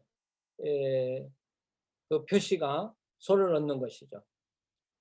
그 다음에 두 번째 단계는 이 제사장들이 레위 사람을 흔들어서 요제로 하나님에게 바친다는 거죠. 그 무거운 사람들을 어떻게 흔들어 바쳤는지 모르겠지만 어쨌든 제사장들은 레위 사람을 하나님께 바쳤어요. 그러면 모든 백성들이 레위인들에게 손을 얹었다면 그래서 그 레위인을 하나님께 바쳤다면 그것은 전체 이스라엘을 하나님께 바치는 것이 되죠. 우리가 그 속죄양 안수해서 보내는 때 그것은 내 죄를 담당하기도 하고 공동체가 제사장을 통해서 했다면 공동체의 죄를 담당하듯이 레위는 하나님께 드려진 존재. 그러니까 나시린에서도 우리가 보았던 대로 레위는 하나님께 봉헌된 존재예요. 봉헌된 존재라면 계속 제가 이야기한 대로 다른 사람들과는 구별돼야 된다는 것이죠. 두 번째는 하나님께 드려진 존재이기 때문에 하나님을 다시 하나님 앞에서 내 거라고 찾아올 수가 없다는 거예요. 그러면서 백성들을 대신해서 하나님을 섬기고 있는 거예요. 그러면 결국 그것은 백성들을 섬기는 것이 되는 것이죠. 그러니까 이 레위인들이 그 자기의 직무를 거룩하게 수행함으로써 바로 그것이 백성들을 섬기는 것이라는 것이죠.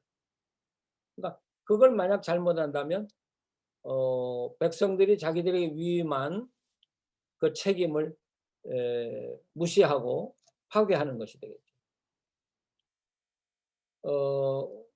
저는 여기서 이 레위인에다가 우리 목사들을 대입하고 싶어요. 지금 목사님들이 교회를 섬기고 계신데 그건 전 교인들이 뺑 둘러서 여러분 목사 위에 손을 얹고 안수한 것과 다름이 없어요. 우리가 모든 걸 당신에게 다 위임하고 당신이 바로 인도하는 대로 우리가 따라가겠습니다. 그래서 여호수아 1장에 그게 나오잖아요. 여호수아가 명령을 내리니까 당신이 행하는 대로 우리가 다 하겠습니다. 그런데 오직 당신이 하나님 앞에 사는 자가 되기를 원한다고는 말씀. 백성들이 위임을 해 주었기 때문에 우리가 목사예요. 그러면 나를 하나님에게 드리는 건 내가 우리 전 교인을 안고 하나님께 바쳐진 존재가 되는 거예요. 그러니까 내가 거룩하게 바쳐지지 않았다면 교인들이 거룩할 수가 없는 거예요. 이게 우리 목사들의 책임이라고 생각해요. 그런데 우리는 나를 하나님께 드렸잖아요. 바쳤잖아요. 내 것이 아니잖아요. 근데 왜 우리 목사님들이 나를 내 것이라고 생각하냐는 것이죠. 여기서 저는 이런 생각을 해봤어요. 자, 하나님께 온전히 드렸기 때문에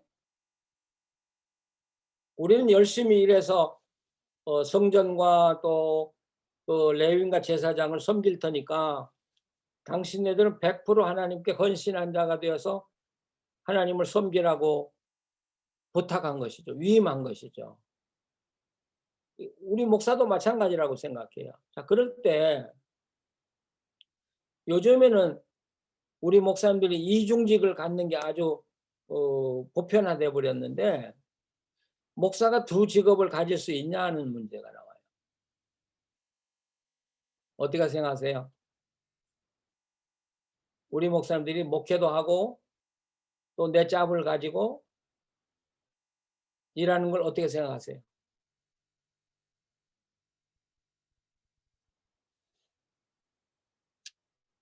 저도 그런 생각을 해봐요. 물론 어렵기 때문에 그렇게라도 해서 생존해야 되겠다고 생각하겠지만 그러나 두 직업을 가지고 살면 결국 목사 집은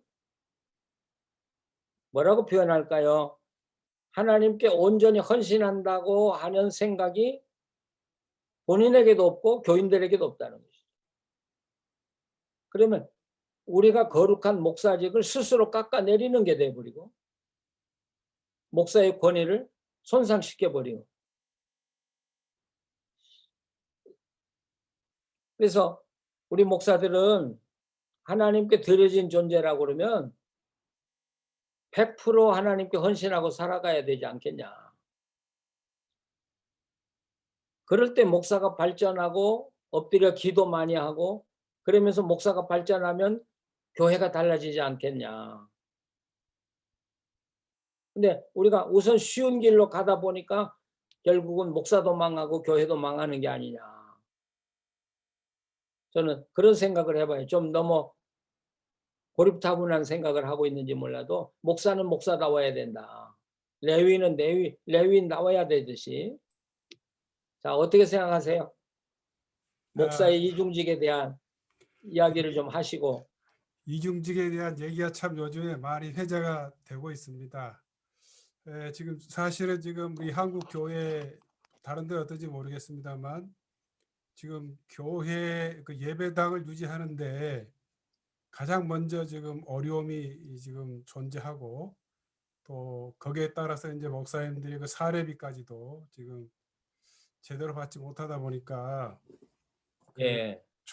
계속 내가 목회자로서 역할을 할 수 있냐 없냐에 지금 고민들을 참 많이 하고 있어요. 그래서 저는 개인적으로는 다 떨어버리고 이 목회자로서 역할을 감당하려고 지금 헌신을 하고 있고 지금도 여전히 그 중에 있지만 이 상황 속에서 제가 할 수 있는 일이 뭐가 있을까 고민하는 중에 지금 플랫폼 처치, 그러니까 예배당을 공유하는 지금 준비를 하고 있습니다. 예. 작지만 그래서 그 지금 목사님들이 사실은 그 자비량 목회라고 그래야 되나요? 그러니까 성도 수는 많지도 않고 세내기도 어렵고 당장에 지금 가족들도 돌봐야 되고 하니까 지금 어쩔 수 없이 지금 일하고 계신 분들이 좀 계시더라고요. 그래서 이게 사도 바울의 그 선교 사역을 들여다보더라도 정말 온전히 그 땀과 수고를 아낌없이 일하면서 또 선교 사역을 감당했던 모습도 있기 때문에 우리 목사님들을 그 이중직이다라고 하는 그 개념을 조금 좀 달리해야 될 때가 된 거 아닌가. 저는 또 그렇게 생각하고 있습니다. 근데 바울 사도는 먹는 걸 전제하고 직업을 가진 건 아니거든요. 네, 그렇긴 합니다만. 예, 선교 사역에 오직 일념하면서 그 네. 사역을 하기 위해서 한 것이지. 근데 그러니까 우리는 지금 두 가지 직책을 가지고 먹고 살기가 바쁘다고요. 근데 랍비들은 그 직업이 있었지 않습니까? 있었어요. 예, 그러니까 또 그런 면에서 보면 그 제가 지금 채팅창에 지난주 기도 공부에 올라온 그 자비랑 목회하는 분의 글을 읽었는데 한편 공감이 됐거든요. 그러니까 지금 어, 일단은 뭐 애초에부터 신학교에서 너무 학생들을 많이 뽑아놨다는 것 자체가 이제 문제가 됐고 목회자가 지금 넘친다는 게 우선 거기부터 문제인데 그렇죠. 지금 이 문제를 해결하는 과정에서 어떤 과도기 지금 목사님 말씀하신 것이 이상적이고 원론적으로 아주 최적인데 그 거기까지 이르는 과정에 있어서는 자비랑 목회 앞으로는 자비랑 선교가 아니라 방금 이재룡 목사님 얘기한 것처럼 자비랑 목회라는 게 이제 신조어가 이제 등장하기 시작했는데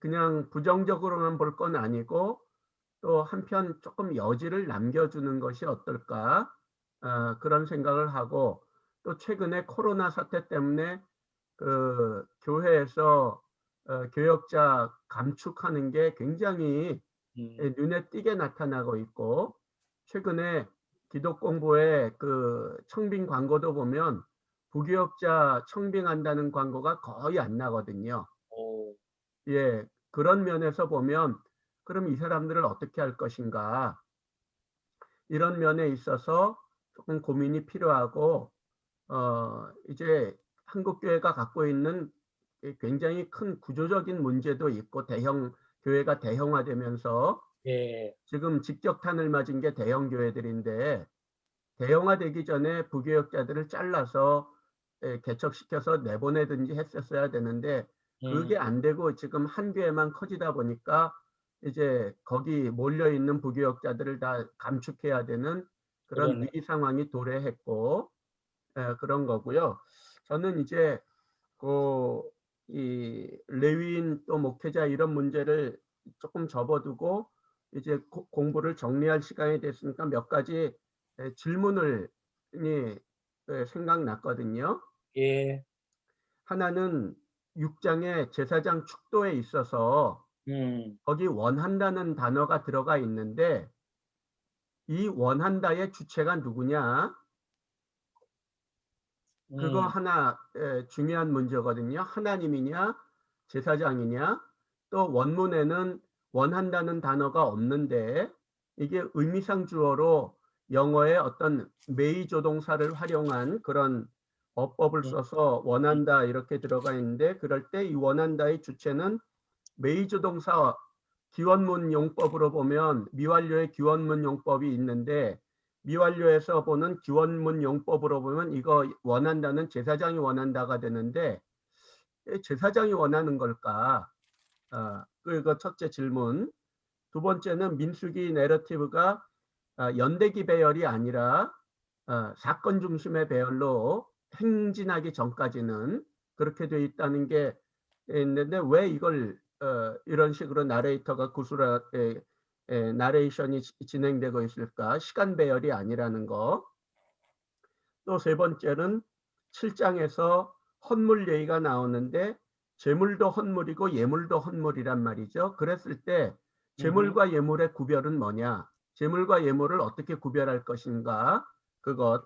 또 네 번째로 여기서 말하는 헌물을 개정전 번역은 예물로 번역해 놨는데 이걸 찾아보면 쿠르반이고 이 쿠르반은 신약에서 보면 예수님이 책망했던 고르반이고 그런데 이 고르반, 쿠르반, 예물, 헌물이라고 번역된 이 단어에 어근이 되는 카라브라고 하는 동사는 바친다는 뜻은 거의 없고 작게 한 구석에 가 있고 이 카라브는 컴니어, 브링니어, 가까이 간다, 가까이 오게 하다 뭐 이런 가까움이 어떤 그 핵심 중심 의미가 되고 있어서 예물과 가까움의 그런 관계성. 오케이, 장 목사님.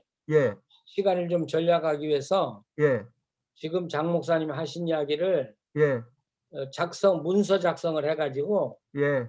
다음 시간에 문서로 띄워놓고 이야기를 하면 시간이 훨씬 전략될 것 같아요. 예, 그러니까 알겠습니다. 그렇게 좀 해주시면 고맙겠고, 예, 아까 축도에서 원한다고 하는 게 네, 제사장인 게 확실하다고 생각이 되고, 근데 왜냐하면 하나님이 제사장들 보고 이렇게 축도해라고 했거든. 위임을 했거든. 그러니까 하나님 이렇게 해주시기를 제가 원합니다 하고 할 수 있다고요. 그러면 그 문제는 자연스럽게 해결이 되지 않을까? 저는 그 제사장이 원한다고 보면 오히려 물론 제사장이 원한다고 볼 수 있는데 저는 그거 하나님이 원한다는 하나님의 원함으로 표현을 해줘야지 그게 더 타당하다고 보거든요. 그거 뭐 그런데 예, 여기 하나님이 너희는 이스라엘 자손을 위하여 이렇게 축복하라고 했거든. 근데 거기 모세에게 준 말이고 모세는 제사장들에게 그 말을 주고 제사장들은 그 그렇죠. 누군가에게 그 말을 주는데 그들에게 주는 그 말이 내가 원한다가 아니라 하나님이 너에게 복을 주시고 너를 지키시기를 하나님은 원한다 이렇게 되는 것이 문맥상으로 내용상으로 축도의 의미상으로 그게 훨씬 합리적이라는 거죠. 그러니까 이게 국어 선생님 한 말씀 해도 되겠습니까? 예, 네. 24, 25, 26절 앞부분 원하노라까지는 직접 화법입니다. 예, 그러니까 이 말을 하는 사람이 원하는 것이 되는데 이 말은 누가 하느냐면 제사장들이 하는 거겠죠. 예. 그러니까 여기서 24절, 25절, 26절을 너를 지키시기를 거기까지 끊으면 돼요. 원한다는 말을 빼고 은혜 베푸시기를 거기까지 끊으면 이게 축도문이 돼버리는데 이걸 우리가 번역하면서 완성문으로 하려고 하다 보니까 원하며를 집어넣었다고 생각이 돼요. 그렇죠. 이것도 맞습니다. 예. 자, 어쨌든 그래서 마무리를 좀 해주시면 좋겠습니다. 예, 어쨌든 우리 목사님들이 이 어려운 시대에 목회를 하느라고 수고를 참 많이 하시는데 이건 뭐 제 경우예요. 제 경우 전 목회하고 제가 제대하고 첫 목회지가 가장 어려운 시골 교회에 들어간 거예요. 그때 제가 받은 봉급이 한 달에 7,500원에다가 쌀 반가마니. 그러니까 우리가 그거 받아가지고 한 달 먹기 바빠요. 근데 만약에 그때 그거 가지고 도저히 먹고 살 수가 없었는데 굶기도 많이 했어요. 그때 배고프다고 해서 그걸 메꾸기 위해서 내가 다른 일을 하고 목회를 등한히 했다면 오늘 나는 어떻게 됐을까 그런 생각을 해봐요. 이건 뭐 목회 윤리를 떠나서. 근데 그때 그 배고프고 밥을 굶으면서 내가 결정한 건 나는 굶어 죽더라도 성경과 씨름하고 기도하면서 하나님과 함께 난 살 거다. 그것이 오늘 저를 만들었거든요. 그 시골에 가서 3년 제가 딱 살았는데, 그래서 우리 목사님들이 이런 직장을 가지고 목회를 하냐 안 하냐 그게 뭐 법적으로 뭐 어떻게 결정 내릴 수는 없지만 목사님들 스스로가 각오가 있어야 된다고 생각이 돼요. 어려울수록. 그리고 내가 비록 두 잡을 가지고 있다고 할지라도 내 중심은 나는 100% 목회하는 자라고는 의식이 있어야 된다고 생각해요. 근데 이 목회와 다른 잡을 가지고 사는 걸 가만히 보면 그 목사님들은 돈 주는 대로 자꾸 관심이 더 많이 가더라고요. 예, 돈 주는 대로 관심이 더 많아지고 목회는 점점 관심이 없어져서 잘못하면 시간을 때우는 정도로 전략할 수 있어요. 이게 나는 우리 목회자들이 스스로 망하는 길이라고 생각해요. 그러니까 우리가 어떻게 하든지 간에 레위인들이 하는 것처럼 우리는 100% 하나님께 헌신하고 산다. 예, 그 의식만은 변하지 말고 우리가 봉사하고 일을 해도 그런 의식을 가지고 일을 해야 된다. 그리고 아까도 말한 대로 내가 택시 운전을 하면서 내가 목회를 경제적인 도움을 한다고 하면 나시린 정신으로 이건 내가 하나님 섬기기 위해서 운전을 한다는 그런 마음 가지고 그 돈이 얼마 들어오든지 안 들어오든지 간에 봉사하고 그리고 하나님께 엎드려 봉사한다면 나는 나시린으로서 훌륭한 삶을 살 수 있다고 생각이 되거든요. 자, 어쨌든 저는 우리 목사님들에게 제안을 하는 거예요. 이제 저는 일생을 살고 돌이켜 보면서 과연 어느 게 목사님 자신에게 유익일 것이냐는 제안을 하는 거니까 제안으로 받아주시고 제가 시 하나를 소개할게요. 나 하나 꽃피어라고는 시 조동아 여러분이 이미 알고 계시겠지만 이 시 하나 소개하고 마치도록 할게요.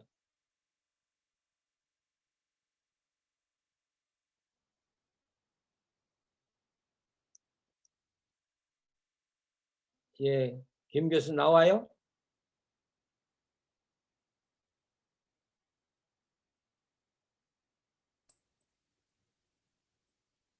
예, 내가 읽을게요. 여러분이 나중에 컴퓨터에 들어가서 찾으면 다 나와요. 나 하나 꽃피어. 여기 풀밭이 달라지겠냐고 말하지 말아라. 내가 꽃피고 나도 꽃피면 결국 풀밭이 온통 꽃밭이 되는 것이 아니겠느냐. 나 하나 물들어 산이 달라지겠느냐고도 말하지 말아라. 내가 물들고 너도 물들면 결국 온 산이 활활 타오르는 거 아니겠느냐. 예, 이게 조동아 씨의 나 하나 꽃피어. 어떻게 보면 오늘 이 나시린이라든지 레위인들의 정신이 바로 이런 정신 아니겠는가. 내가 서 있는 자리에서 내 하나가 아름다운 꽃을 피워내고 너도 피워내면 결국은 닭꽃밭이 안 되겠냐, 온 산이 활활 타오르지 않겠냐, 이런 정신 가지고 우리 목사님들이 함께 연합해서 좋은 사역을 이뤄 나갔으면 아주 좋겠습니다. 아멘. 예, 우리 제가 기도하고 마칠까요? 예, 하나님, 오늘도 우리가 온라인으로 성경을 상고하면서 하나님을 생각하고 또 우리 자신의 위치를 다시 한번 반성해 보았습니다. 하나님, 우리는 자유라고는 그런 이름 아래 너무나 많은 것들을 잃어버리고 포기하고 삽니다. 하나님, 이제는 하나님 앞에 성결의 자리로 나가게 하시고 우리들이 하나님께 드려진 존재로 내 것이 아니라는 사실을 확인하고 항상 하나님의 것으로 살게 하여 주시옵소서. 이 어려운 시대에 우리 목회자들이 참 목회하기가 너무나 힘듭니다. 하나님 도와주시고 어서 이 코로나 사태가 끝나게 해주시고 또 모든 게 평화가 이루어지게 하시고 주님이 원하는 샬롬이 우리 목회자의 가정에 그리고 교회에 또 섬기는 모든 사회에 이루어지게 하여 주시옵소서. 예수님의 이름으로 기도합니다. 아멘.